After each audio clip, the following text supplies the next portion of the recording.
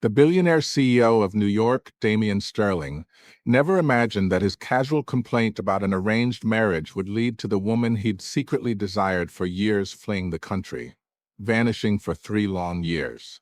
When they crossed paths again, he found himself ignoring his latest fling, hoping to provoke a reaction from his ex, but she treated him like he was invisible. The possessive husband inside him burned with jealousy, his eyes reddening with unspoken hurt as he pinned her against the wall in his mind, demanding she admit she couldn't live without him before he'd forgive the pain she'd caused. She was his baby girl, his little wife, and no one else could claim her. Avery Sinclair and Damien Sterling had grown up as childhood sweethearts, bound by an engagement that promised a marriage of convenience. Yet he never truly wanted her, continuing his playboy ways even after the ring was on her finger, his reputation as an obsessive alpha male in dark romance circles preceding him. On the day they were set to make it official, she left him at the altar and fled abroad, thinking that would end their enemies-to-lovers saga forever. But 3 years later, fate pulled her back to New York, where their forced marriage loomed like a shadow. Arriving at the airport, her best friend Stella Alonso called, warning her to steer clear because Damien was reportedly picking up his girlfriend there. Avery adjusted her oversized sunglasses, dismissing the coincidence after 3 years away. But as she spoke, a commotion erupted behind her. A sleek Maybach pulled up, and Damien emerged in a tailored black suit, his sharp features radiating an aura of untouchable authority mixed with seductive charm. His dark eyes, like inked pools, drew every gaze, making him the center of the luxury lifestyle whirlwind. 3 years had passed, yet the man she'd nearly married looked unchanged, his presence screaming mafia boss vibes in the bustling terminal. His assistant handed him a bouquet of vibrant flowers, which he accepted lazily, outshining the blooms with his own allure. Avery turned away, sighing to Stella about the unlucky timing. Whispers spread through the crowd Damien was picking up Lily Corrigan, his girlfriend of 3 months, a record for the notorious playboy who never kept anyone longer than a month. People surged forward, eager to glimpse the woman who'd tamed the untamable, the heir to New York's economic empire. Avery, caught in the reverse flow, nearly stumbled against a lamppost, her heart pounding as she realized she'd be forced to witness her ex's display of affection. Stella cursed Damien's philandering ways over the phone, reminding Avery why she'd escaped the wedding. His endless flings had shattered her. But Avery knew his type, the grumpy sunshine dynamic where he'd charm and discard. Suddenly, a sweet voice called out Damien darling, and Lily, in a pink skirt fluttering like butterfly wings, rushed into his arms under everyone's watchful eyes. He ruffled her hair indulgently, handing her the flowers as she blushed amid the cheers, nestling against him happily. The crowd murmured disappointments. Lily was cute but not stunning, gentle and adorable, traits Avery realized Damien now favored, unlike her own fiery spirit that had failed to hold him. Pulling herself from bittersweet memories, Avery watched as Damien escorted Lily to his car, the crowd dispersing enough for her to grab her luggage. She needed to head to Prosper Group, her family's company, despite the storm brewing there. In the cab, the driver noted her elegant 90s-inspired charm. Fair skin, willow brows, red lips, exuding submissive grace under her sunglasses. But Prosper wasn't thriving, it was in turmoil, which is why she had to go. Passing Damien's car, she glimpsed Lily clinging to him amid the roses. Then a loud bang, the cab's tire burst, halting them mere feet from Damien's vehicle. Avery froze, turning away, but the window rolled down and their eyes locked in a chilling stare. Damien lounged in the back, cradling Lily and the bouquet, the air thick with unspoken revenge. Avery clutched her bag, recalling how her flight had turned him into New York's laughingstock overnight. The driver checked the tire, breaking the tension, as Lily leaned out sweetly, greeting Avery as sister and introducing herself. Avery paused in surprise. Lily knew her? Lily explained Damien had spotted her and mentioned their past romance 3 years ago, complimenting Avery's beauty while downplaying her own. Damien playfully scolded Lily for self-deprecation, their intimacy on full display. Avery's expression remained neutral, Damien had reduced their engagement to a mere fling, no different from his countless others. She tried to leave for a cab, but Lily insisted on giving her a ride, shaking Damien's arm coquettishly until he relented, his voice lazy but impatient. Reluctantly, Avery boarded, learning Prosper's new CEO announcement had just happened. She'd missed it. Damien toyed with the roses, giving her 10 seconds to decide. In the car, the driver sensed the awkwardness as Avery sat silently, phone in hand, avoiding the couple. Lily chattered on, probing about Avery's accommodations and suggesting Damien's luxury hotels. Penthouse suites with skyline views. A faint citrus jasmine scent wafted from Lily, the same perfume Avery had worn obsessively before fleeing abroad. One Damien had once teased her about. Avery politely declined, noting her family ties in New York made a home unnecessary. Lily babbled about her pig-brain forgetfulness, but Avery paused at the word home. Her family estate had never felt like one. Damien draped an arm around Lily indulgently, asking her plans. She wanted to jet-lag recover at home, then dine at their favorite FG restaurant for red wine foie gras and creamy pudding. He called ahead for a private table, their affection oblivious to Avery's presence. Her hands clenched, nails digging in as Lily exited at her neighborhood, waving goodbye without a hint of jealousy. Alone with Damien, the air turned icy. He scoffed lightly, suggesting her return was only for Prosper's money amid its crisis. Avery met his cold gaze, heart constricting from past wounds. She thanked him curtly and asked to stop, but he drove on into Prosper's garage. As she exited, he grabbed her arm, pine scent enveloping her in a familiar dominant hold. Pulling her close, he mocked her takeover bid, slipping a cold bank card into her collar, pressing against her collarbone. "Take it," he murmured playfully, eyes dark with punishment undertones. "We were almost husband and wife. Consider it for old time's sake." The air froze. Damien's smile hid no resentment from her abandonment, treating their past lightly. In that moment, Avery realized she'd been the only one truly invested in their age-gap romance. She rejected the card coldly, breaking free and striding toward the building. Damien watched her swaying figure, jealousy surging. He'd claim her as his possessive husband soon enough. "She's mine. Every breath she takes belongs to me. No one else will touch my little wife." In Prosper's top-floor boardroom, the lavish appointment ceremony for Reese Larson, her illegitimate half-brother, wrapped up amid congratulations. Suited executives and her father Dominic Sinclair beamed with pride, his wife Gianna Romano at his side. But the door slammed open, and Avery entered, her presence stunning everyone into silence. Faces paled.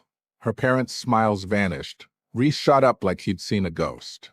Avery's cool gaze swept the room, noting they hadn't informed her, a 20% shareholder, of the CEO's shift. Dominic approached warmly, grasping her hand, feigning joy at her return after 3 years of silence post-escape. He sighed about oversight in notifying her, claiming the family missed her. Avery mocked the lie, pulling away. They feared her claiming the throne. Dominic's face darkened, accusing her flight of nearly ruining Prosper, crediting Reese for saving it. Avery countered indifferently their family's alliance held firm. Damien's grandmother had publicly forgiven the incident, so no real backlash came. Reese exploded in rage, calling her unworthy after the humiliation, demanding she leave or face force. Gianna soothed him softly, playing the caring stepmother, but Reese snapped about her past leniency toward Avery's youthful mistakes. The room turned chaotic, mother and son tag-teaming against Dominic's fury. Avery remained detached, weighing her father's cherished purple clay teacup before smashing it, silencing them with a shout. She declared the family a farce. After her mother's death, schemes abounded. Father unloving, stepmother scheming, brother hostile, New York held no home for her. Producing a document pouch, she revealed her grandfather's handwritten will, recognized by veteran shareholders for its seal and script. Prosperous leadership belonged solely to her, with pleas for their aid if needed. The family froze. How had they missed this? Reese denounced it as forgery, panicking as his hard-won position slipped. The eldest shareholder, a loyalist who'd sworn fealty to her grandfather after a life debt, examined it gravely. Despite Reese's prowess in management, he affirmed its authenticity, advocating Avery's inheritance per the will. Dominic sweated, proposing a compromise: Avery as CEO, Reese as VP to guide her. But Avery smiled sweetly, rejecting the waste. Demote him to publicity head or let him go. The shareholder frowned silently. Reese trembled in fury, hurling insults about her spoiled life of luxury. Parties, pursuits of Damien, the fallout severing ties. Avery pondered aloud who'd enabled her indulgence. Gianna, knowing her crush on Damien, had discouraged business learning, claiming marriage would suffice. The shareholder questioned Gianna, who stammered about sparing a girl hardship, but Avery exposed bank statements. Gianna had used family funds for affairs, pregnancies, romantic outings, labeling Reese a bastard despite denials. Chat logs confirmed Gianna's complaints about Dominic's failures, contradicting her tearful innocence. The room hushed. Shareholders eyed the family warily. Dominic slapped Avery hard, calling her unfilial, demanding she leave. Her cheek burned, eyes deadened, but she retorted she was the rightful CEO. They should go, bastard son and all. Gianna wailed dramatically, accusing Avery of heartlessness despite years of care. Reese lunged to strike, but chaos erupted. People restrained him as Dominic comforted Gianna. Avery smashed another item for quiet, mocking their theatrics.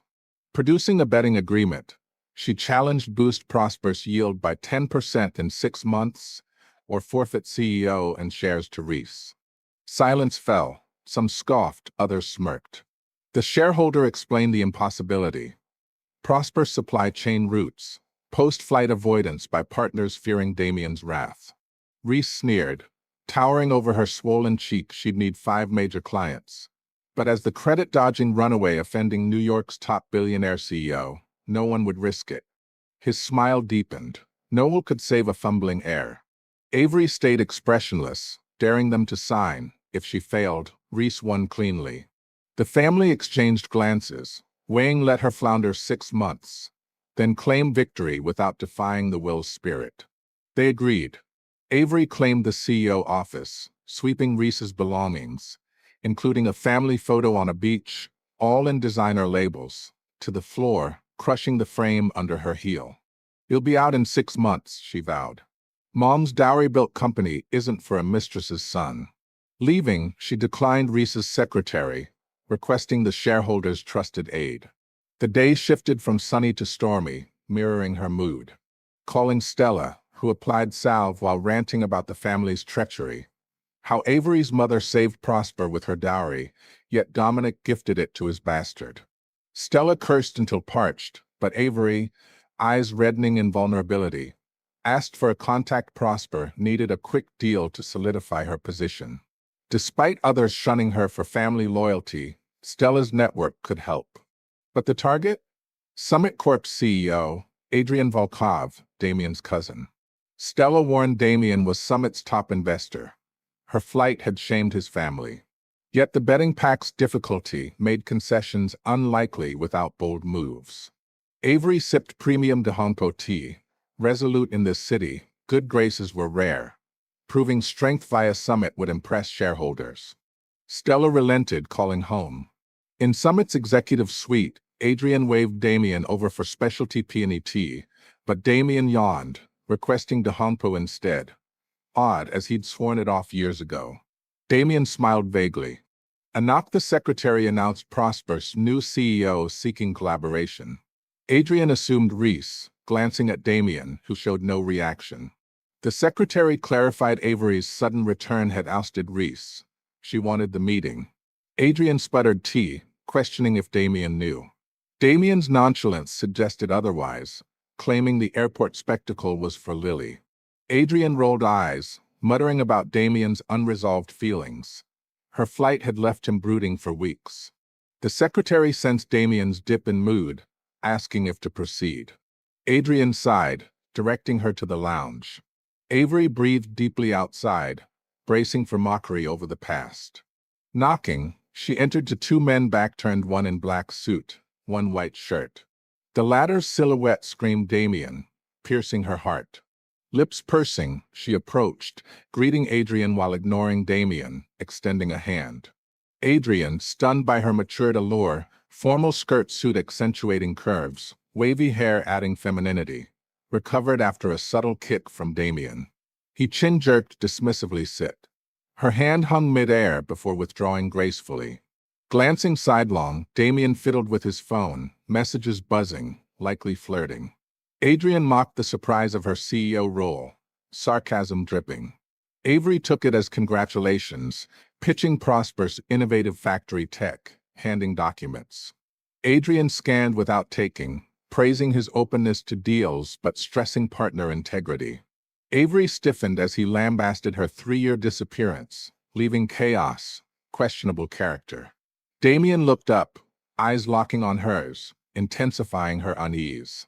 Adrian pushed back the file. Her deserter history risked abrupt breaches. Avery offered tenfold penalties and contract, but Adrian demanded explanation for the flight, seeking justice for Damien. Damien interjected lightly, no need for her bullied act. Leave if unwilling. Avery's heart ached. She wanted to flee old wounds. But Summit's deal was key to proving viability, dispelling Damien fear among partners. Facing Adrian, she bargained, explained for collaboration chance. He agreed eagerly, loving gossip. Recalling ticket purchase days before, wedding dress fittings with Stella, fantasies of life with Damien despite his photographed dinners with women, chalked up to pre-wedding jitters.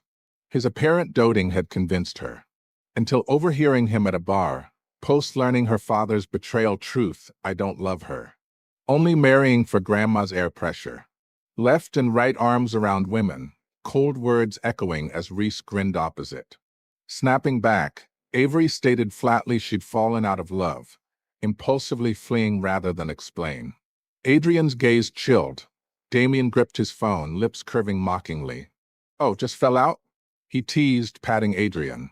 Don't scold my flings. People change, human nature.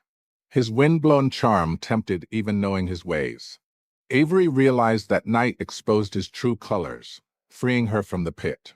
Maintaining professionalism, she pressed for the deal. Adrian frowned, ready to refuse, when Damien mentioned Adrian's sister crying after a scolding. Adrian defended new hire, normal slip-ups. Damien sighed theatrically, leaving. Avery blanked. Damien's playboy nature surfaced again. The secretary exchanged confused looks with Adrian. Details mismatched known facts about the sister. Adrian exhaled, eyeing Avery before standing. Anxious, she rose. He'd promised. He interrupted, leave files. Team would evaluate and send contract. Dumbfounded, he departed with the secretary, who whispered about Damien's tastes post-exit. Leaving Summit, Avery felt surreal success. Smiling faintly, thunder boomed, rain pounding. A Maybach halted beside her. Damien. Get in. She refused. He threatened Summit cancellation. Relenting, she entered the passenger seat instinctively, recalling past dates with jasmine bouquets there. Realizing, she switched back, but he locked doors, accelerating. Angry, she demanded purpose. No need for his help via threats. He tapped the wheel lazily, accustomed to whims. She buckled, calling his recklessness long-standing. He laughed, her sharp tongue unchanged. Silent, she regretted losing composure. Only he stripped her poise. Insisting on a restaurant drop, he sped past.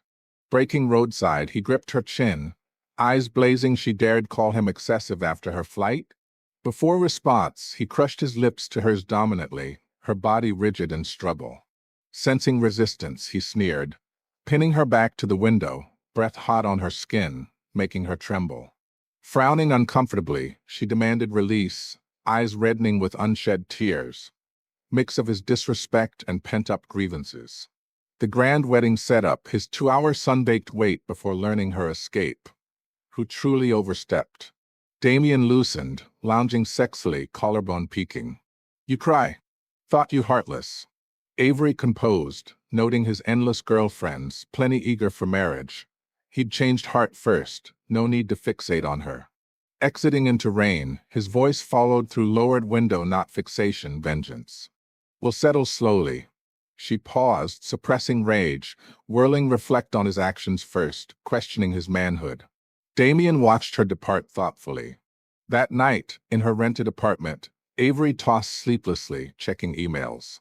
Summit confirmed talks tomorrow. Relief mixed with unease. His settle implied no clean break, yet he'd allowed the deal. Guessing his moves unnerved her. Sighing, she forced sleep, but nightmares replayed the bar Damien's ghostly words. Don't love her, just for air, arms around others, Reese gloating. Waking sweat-soaked pre-dawn, she showered and headed to Prosper. Her aide arrived. She convened idle project staff for hours-long strategy. Reese sent spies with tea, failing to infiltrate. Anxious, he confronted post-meeting she'd emptied the department recklessly. Avery countered all free staff, her prerogative as CEO. He threatened shareholder complaints. She dared him, adding she'd borrow the elders' fine teas for summit guests. Reese paled impossible.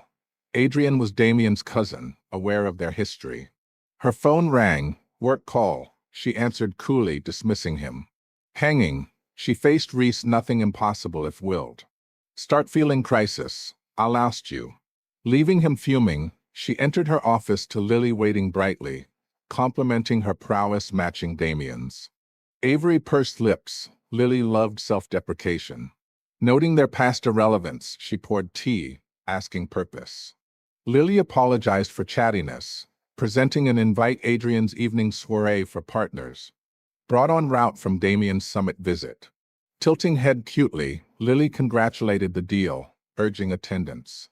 Unable to refuse pre-talks, Avery accepted, knowing Damien's presence loomed. Yesterday's kiss lingered awkwardly. Escorting Lily out, she suggested Lily informally. Lily agreed, linking arms. Her phone buzzed. A news alert: Damien night out with actress, sparking new fling rumors. Comments mocked his floweriness, pitying Lily's 3-month streak, even referencing Avery's escape. Eyebrows raising, Avery saw Lily near tears. Diverting, she suggested lunch Prosper's famed meatballs. In the cafeteria, stares abounded. Avery's scandalous return, Lily's fame as Damien's girl. Impact like an octogenarian in a sprint race. Avery served meatballs obliviously. Lily finally asked if to confront him. Avery smirked sarcastically, news confirmed, no point. Clarifying empathy from experience, not targeting. Lily insisted Damien saw her as most obedient, actress mere play. Grabbing Avery's hand desperately, dropping food on her skirt, Lily begged accompaniment. Avery hesitated, then grabbed keys, driving to the reported rooftop restaurant. Cleared for privacy, Damien chatted laughingly with the actress, uncaring of photos. Avery whispered to trembling Lily, maintain dignity, self-love. Pain teaches clarity, face it alone. Leaving without glance back, she waited downstairs worriedly for suicide risks. Half-hour later, Damien emerged with flushed, smiling Lily. Explanation worked. She gazed adoringly, coupled in honeyed bliss. Avery found it laughable, her concerns unfounded. Lily mattered to him. As she started the car, Lily knocked, thanking profusely with Damien approaching lazily, thoughtful of sending her. Lily suggested dinner gratitude. Damien entered back seat uninvited. Steering to a light cuisine spot, Avery dropped them coldly. Summit talks awaited. Lily glanced nervously between them before entering alone. Damien leaned close, breath on her ear, thoughtful, acting driver for his girlfriend. If not their history, he'd suspect interest. Body tensing, Avery retorted couldn't watch heartbreak, but unnecessary, his pit avoided. Get out. He chuckled mockingly, exiting. Lily waited, smile fading at his cold glance, hoping we fight? She flushed, stammering denial. He strode in icily. Lily wilted, yet followed obsessively. Damien warm exterior, icy core. No one fathomed his mind. Avery once thought she'd melted him. Now just revenge target. His heart excluded her but tolerated no others. At the Sinclair estate, Avery hesitated entering. Overhearing Reese fret to parents why Adrian collaborated despite Damien knowing, Gianna gnashed Avery's wiles at play. Stepping in, Avery taunted Gianna knew seduction best. Faces shifted to shock, then gloom, masks off. Gianna sneered if despising her mistress role, why return? Avery admitted reluctance at their vileness, but claimed one thing: the house, grandfather's gift to her. They occupied her property. Time to pack. Dominic gripped his cup, snarling no welcome or belongings for her. Avery snatched it, even the gold-rimmed set was hers. Glancing watch, smirking 30 minutes, or her people assisted. Reese suppressed rage. Grandfather never specified. All heirs shared. Avery countered deed named her and grandfather. Post-birth gift to mother-daughter. They'd invaded, now acknowledge her as owner. Gianna's eyes shrank, chest heaving. She lunged, slapping. Door burst, black-clad men encircled them. Thug-like intimidation. Gianna cowered against Dominic, who swallowed fear, demanding intent. Avery iced too slow, they'd help pack. Sounds of smashing upstairs as items crammed into cases, dumped outside. Lounging on sofa, leg crossed revealing slim calf, Avery dumped hated iron guanine tea. Guards would secure, descent with fists. The trio slunk away defeated. Avery curled in, rubbing temples wearily. Mother birthed her here, yet no traces remained. Lead guard draped his jacket over her, opening eyes to his upright handsome face, contrasting Damien's demonic allure. Questioning his gesture, he cited duty. Avery bundled it, tossing back earrings heavy from where no extra care needed. He apologized for assuming vulnerability. Heart jolting, vulnerable after victory? Eyes dazed, she phoned Stella for a bodyguard referral. Stella teased handsome? Avery wanted him. Stella laughed. Zaid Meadows, loyal housekeeper's son, boxer turned guard. Surprised he'd switch, dubbing him ungrateful wolf. Avery tossed keys. Drive to soiree. Dinner thanks later. En route, she rubbed headache. Zaid offered painkillers. Declining, eyes roaming him. Reddened ears noted. At venue he'd wait corners, extract if creeps approached.